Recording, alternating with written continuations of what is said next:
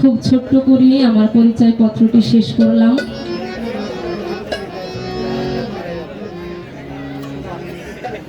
সম্মানিত সাধুগুরু বৈষ্ণব, যেহেতু আপনারা সকলেই অবগত, সকলেই জানেন যে আমি কুষ্টিয়া জেলা থেকে এসেছি, সেই জায়গায় জানিয়ে ছোট্ট করে একটু প্রার্থনা অবশ্যই করব।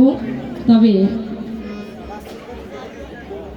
আজকে এমন একটা পর্যায়ে বাবা, মানে মনে করেন যে একটা এপার আর একটা ওপার, দুইটা আজকে দুই পারের।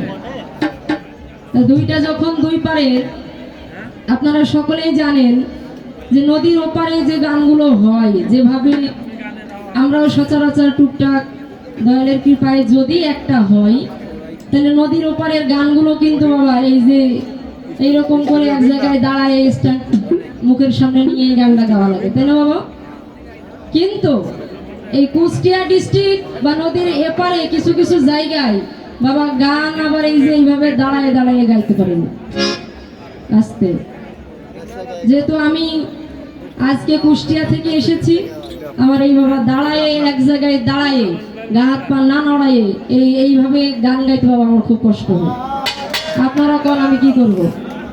হ্যাঁ, যেহেতু জায়গারও আজকে এমন পর্যায়ে আমার মজিবুর ভাই স্টেজটা করছে যে ভোগখানে দাঁড়ায় যে একটু চারিদিক ঘুরা ফিরা গান গামো, মানে এইরকম কোন পরিবেশ রাখেনি, মনে হইতেছে সারা রাত দাঁড়ায় এই গান গাওয়া লাগবে। তা দুইজন যদি দুই রকমের না হয় তাইলে কি রকম হয়? আজকে আমার বিপক্ষ শিল্পী বা আমার বন্ধু তিনি তো দাঁড়ায় গাবেন, কারণ একটা নদীর এপার আর ওপার, আর আমরা আবার কুষ্টিয়া ডিস্ট্রিক্টের যারা, তারা আবার এইভাবে দাঁড়ায় দাঁড়ায় গাইতে পারবে। একটু মাইক্রোফোনটা হাতে নিয়ে একটু ঘুরা ফিরা গাইলে চারিদিকের লোকজন গুলো দেখাও হয়।